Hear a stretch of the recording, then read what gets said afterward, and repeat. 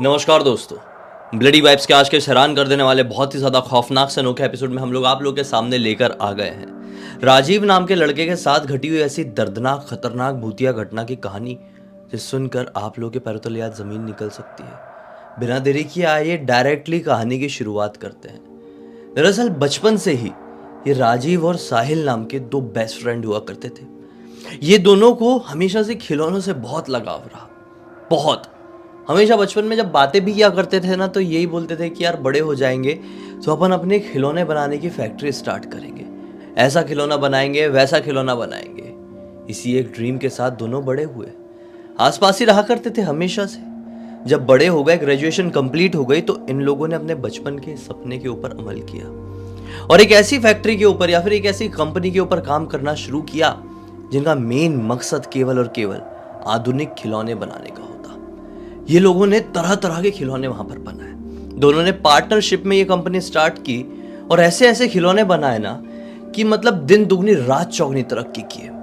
बहुत पैसा आ गया, बहुत तरक्की आ गई, बहुत फेम, सब कुछ आ गया। लाइफ में किसी तरह की अब कमी नहीं थी। इसी दौरान साहिल, जो कि पेशे से एक इंजीनियर था, उसके दिमाग में एक खतरनाक वाला आइडिया आया और उसने ये बोला कि मैं एक ऐसे खिलौना बनाऊंगा जो कि बच्चों से लिटरली बात कर सकेगा, बच्चों के साथ खेल भी सकेगा, उनका छोटा मोटा काम भी कर सकेगा। वो एक तरह का रोबोट होगा। ये जब आइडिया के बारे में उसने अपने दोस्त राजीव को बताया तो राजीव भी बहुत खुश हुआ और बोला कि ठीक है, तू काम कर और कुछ भी चीज़ की ज़रूरत होगी, कुछ भी आइडिया की ज़रूरत होगी तो मुझे बताना। लेकिन साहिल हमेशा से ये चाहता था कि ये जो डिज़ाइन होगा ये सिर्फ और सिर्फ मेरी सोच का होगा। उसने अपना पूरा दिलो जान उसके ऊपर झोंक दिया। दिन कहाँ रात कहाँ, किसी चीज़ के भी ऊपर ध्यान नहीं दिया और काफी समय बाद उसने कमाल का खिलौना, ये रोबोट तैयार कर दिया। ये रोबोट मार्केट में धड़ल्ले से बिका और बहुत ही कम समय में जितनी भी तरक्की इनकी कंपनी ने की हुई थी उससे 10 गुना ज्यादा तरक्की कर ली। बहुत खुश हुए ये दोनों। अब मान लो कि जिंदगी में किसी भी चीज की कोई कमी नहीं थी और सब कुछ इन्होंने हासिल कर लिया था। अब बस शादी करके सेट होना था। साहिल ने कुछ ही समय पहले शादी कर लिया। राजीव सही पार्टनर का इंतजार कर रहा था। इनकी सक्सेस के कारण जो मीडिया होती है, उन्होंने बोले कि हम प्रेस कॉन्फ्रेंस करेंगे।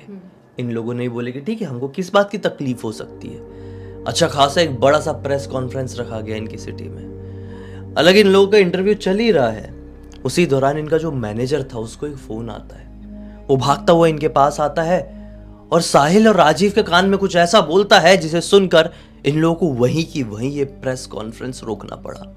ये कुछ बड़ा ही खतरनाक था। उनका मैनेजर उनको बताता है एक अंदर अकेले कमरे में ले जाके कि अमेरिका की एक कंपनी ये दावा कर रही है कि हमारा जो ये नया वाला रोबोट खिलौना है वो उन लोगों का डिजाइन है और आपने ये चुराए हैं। ये बात सुनकर साहिल टूट जाता है। साहिल बोलता है ऐसा कुछ भी नहीं है यार, मैंने इसके लिए क्या कुछ नहीं किया हूं, ये मेरा डिजाइन है और वो ये लोग फेक अप्रोच कर रहे हैं, फेक केस डाल रहे हैं। कोर्ट केस बड़ी खतरनाक तरीके से चला और आखिरकार हुआ ये कि अमेरिका वाली जो कंपनी थी वो ये केस जीत गई। तो साहिल पूरी तरह से टूट गया क्योंकि ये साहिल की खुद की सोच थी। हुआ ये था कि अमेरिका की एक कंपनी ने भी ये चीज़ पहले सोच के रखी थी और उन लोगों ने ये पेटेंट करवा ली थी और इस बात के बारे में साहिल को कुछ भी नहीं पता था। सेम आइडिया साहिल के दिमाग में भी आया और उसने अपना बना दिया, लेकिन पेटेंट पहले कंपनी अमेरिका वाली ने करवा दी थी। इस कारण से केस वेस चला और ये लोग हार गए। अब क्या था, अब सारी चीजें टूट गई। अब साहिल खुद को संभाल नहीं पाया और डिप्रेशन में आकर एक दिन उसने खुद को खुश कर लिया। उसके बाद क्या था, जैसे राजीव ने ये सब कुछ देखा तो उसकी सोच पूरी तरह से पलट गई। उसने देखा कि यार इतनी शोहरत है जो कि बनी बनाई मुझे ऐसी मिल गई है। मतलब मेहनत तो मैंने भी किया हूँ, लेकिन ये नए रोबोट के लिए तो उसी ने किया था और एक्चुअल जो सक्सेस आई थी उस रोबोट की वजह से आई थी। इसने जितनी भी प्रॉपर्टी थी वो अपने अंडर हथिया लिया। देखो, रोबोट वाला केस तो हार गए थे, जो भी पैसा देना था वो चले गया था। उसके बाद साहिल टूटा था और उसने ऐसा कदम उठाया था, लेकिन अभी भी बहुत कुछ था जो राजीव ने पूरा हथियाने की सोचा। अब एक्चुअल में राजीव को ये प्रॉपर्टी का हिस्सा साहिल की पत्नी और छोटे से बच्चे को देना था, लेकिन उसने ये नहीं किया। उसने ये सब कुछ हथिया लिया। ये बहुत खुश हुआ कि अब सामने कोई भी नहीं आ सकता। केस में कोर्ट वोर्ट में केस चला, लेकिन वो केस साहिल के घर वाले हार गए। अब जिस दिन की बात है, जिस दिन ये फैसला आया कि वो लोग हार गए हैं, ये अपने ऑफिस में बैठा हुआ था। देर रात तक 12:30-1 बजे तक ये कुछ काम कर रहा था। अब ऑफिस से निकलने के लिए तैयार हुआ तो पाया कि अरे लगभग पूरी बिल्डिंग खाली हो चुकी है, कोई भी यहाँ पर है नहीं, मैं अकेला यहाँ पे था, अब निकलता हूँ।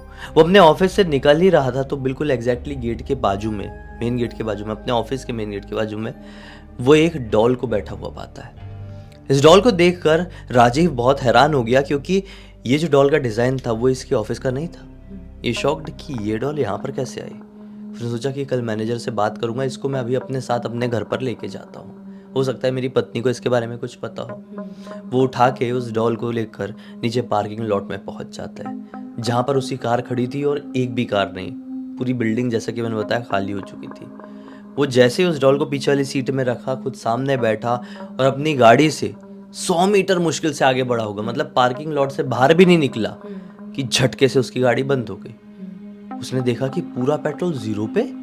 अरे उसने तो सुबह ही अपनी टैंकी फुल कराया था, तो अभी 0 कैसे हो गया पेट्रोल। इसको बड़ी हैरान की हुई। इसने सोचा कि उतर कर देखता हूँ। अब उसने अपना दरवाज़ा खोलने की कोशिश किया तो खुद को अंदर लॉक पाया। फिर दूसरे तरफ का दरवाज़ा, फिर तीसरे तरफ का, फिर चौथी तरफ का, चारों तरफ से दरवाजे लॉक्ड थे। वो बाहर नहीं निकल पा रहा था। उसने बहुत कोशिश किया मारने की, ठोकने की, कि कोई तो आवाज़ सुन ले, लेकिन किसी ने कुछ नहीं सुना। उसका दिमाग काम करना पूरी तरह से बंद कर दिया और पूरी तरह से 2 घंटे बीत गए, यानी अब रात के तकरीबन 3 बज गए। वो अभी तक अंदर फंसा हुआ था। अब फाइनली सांस रुकने वाली नौबत आई, क्योंकि अब घुटन होनी थी। इसको थोड़ा थोड़ा क्लॉस्ट्रोफोबिया तो था ही, लेकिन 2 घंटे तक इसने सरवाइव किया, ये बहुत बड़ी बात है। 3 बजे के आसपास इसको ऐसा लगा अब मैं बेहोश होने वाला हूँ। नींद थी कि बेहोशी मालूम नहीं।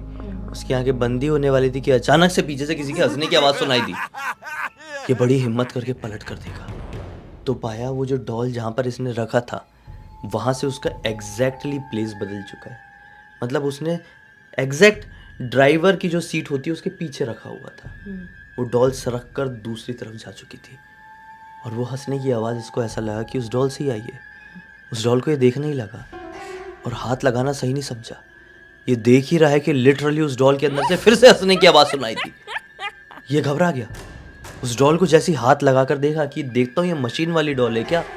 जैसे उसने हाथ लगाया तो उसको क्या फील हुआ पता है, जैसे कि किसी इंसान को हम हाथ लगाते हैं और पूरा ठंडा जैसा अगर शरीर होगा तो वैसी ये डॉल थी। ये घबरा कर डॉल को छोड़ दिया और ये डर के मारे वहीं पर बेहोश हो गया कि कैसे पॉसिबल हो सकता है। एक कॉटन या फोम से बनी हुई डॉल को आप छुएंगे तो इंसानी शरीर जैसा कैसे फील होगा और वो ठंडी क्यों फील होगी, जबकि यहाँ पर गर्मी हो गई थी और ये गर्मी का मौसम था। ये गर्मी के कारण ही बेहोश जैसा होने लगा था, डिहाइड्रेशन या क्लॉस्ट्रोफोबिया के कारण।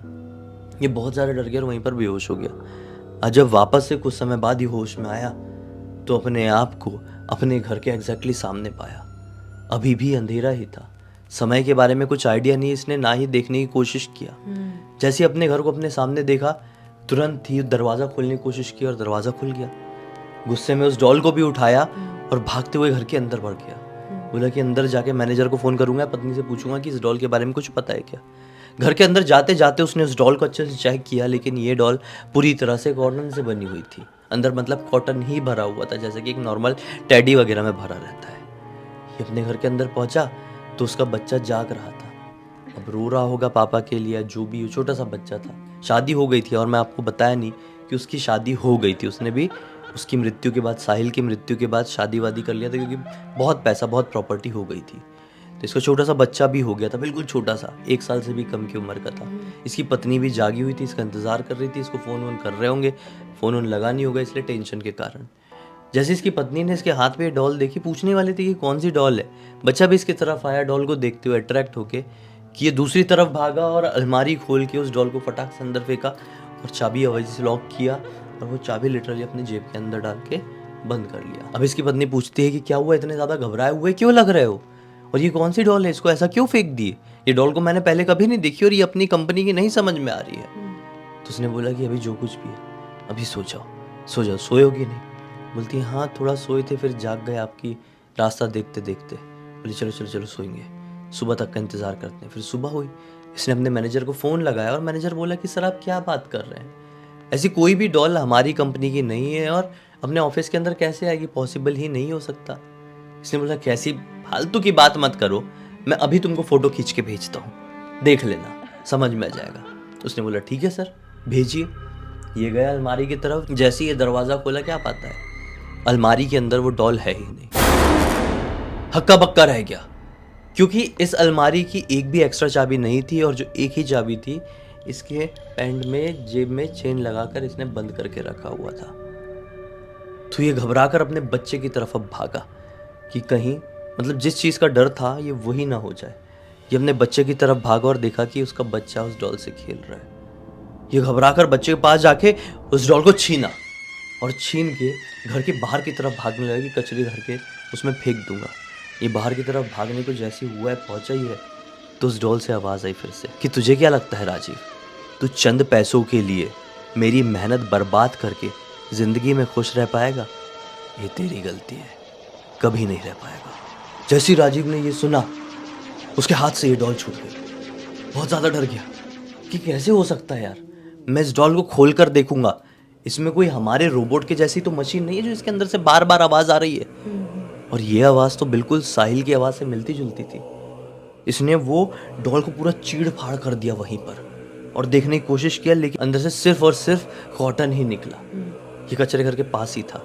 इसने पूरी तरह से उस कॉटन को तहस नहस करके उस डॉल को फाड़ फूड़ के डिस्ट्रॉय करके कचरा घर में डाल दिया और बोला कि पीछा छूटा, कहाँ से आएगी आवाज़। अब ये अपने घर की तरफ लौटने लगा। जैसे ही घर की सीढ़ियाँ चढ़ा है, अपने घर के अंदर घुसा है, बच्चे की तरफ नजर डाला तो सारी जमीन फटकर इसके हाथ में आ गई। बच्चे के हाथ में फिर से उसी डॉल को इसका दिमाग काम करना बहुत तुरंत बंद कर दिया।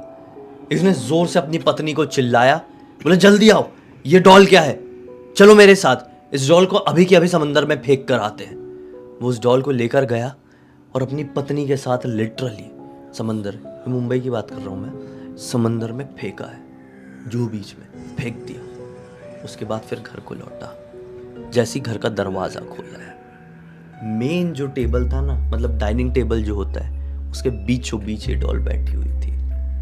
बस इसकी पत्नी ने बोल दी कि मुझे माफ़ करो, मैं कुछ समय के लिए अपने मायके जाना चाहती हूँ क्योंकि मेरा बच्चा है। अब आपने क्या गड़बड़ी किए हो वो आप ही जानो, मैं कुछ समय के लिए जा रही हूँ, जब ये सब कुछ ठीक हो जाए तो मुझे बुला लेना क्योंकि मुझे अपने बच्चे को भी देखना है। बस उसकी पत्नी चली गई, लेकिन हर रात उसको साहिल की आवाज़ें कान में आती। वो डॉल से जितना भी पीछा छुड़ाने की कोशिश करता, वो डॉल उसके और नज़दीक आ जाती। रोज़ उसको यही सुनाई देता कि तुझे क्या लगता है राजीव, तू चंद पैसों के लिए मेरी मेहनत बर्बाद करके ज़िंदगी में खुश रह पाएगा? तू गलत है, नहीं रह पाएगा।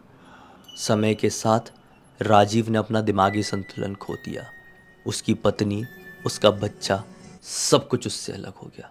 उसकी फैक्ट्री भी एक तरीके से ख़त्म, बर्बाद, शून्य, सब कुछ लुट गया सिर्फ लालच की वजह से। तो इस वीडियो से बेसिकली ये सीख मिलता है कि आपको ज़िंदगी में कभी भी इतना लालच नहीं करना चाहिए और इस हद तक नहीं गिरना चाहिए कि कोई इंसान मरने के बाद भी आपकी ज़िंदगी बर्बाद करने का ताकत रखता हो। क्योंकि जैसा कि तुमने पहली बार बताया, उसका बच्चा खेल रहा था, उस बच्चे के पास भी वो डॉल अपने आप आई थी। कैसे आती है? छोटा बच्चा खुद से निकाल तो नहीं पाता अलमारी से, इतना 1-1.5 साल का बच्चा था, वैसा ही था। और बार बार उसे डॉल यही दिखाई दे के बताना की कोशिश कर रही थी कि देख तूने गलती किया है और गलती की वजह से भुगतेगा और ऐसी बर्बाद हो जाएगा। सही बात है। खैर दोस्तों, उम्मीद करते हैं कि आज की इस कहानी के जरिए आप लोगों को सीख तो मिल ही गई है। अब तक इस वीडियो को देखे हैं तो लाइक ज़रूर कर देना, चैनल को सब्सक्राइब करके बेल आइकन दबा के ऑल के ऑप्शन में क्लिक करना, क्योंकि इसी तरह के हैरान कर देने वाले खौफनाक वीडियोस डेली आप लोगों के सामने लेके आते रहते हैं। इंस्टाग्राम के लिंक इस वीडियो के डिस्क्रिप्शन बॉक्स में मिल जाएगी, क्लिक करके डायरेक्टली वहाँ पर पहुँच जाना। और इसी तरह की कोई भी कहानी, टॉपिक या जानकारी आप लोगों के पास भी है तो लिख भेजना।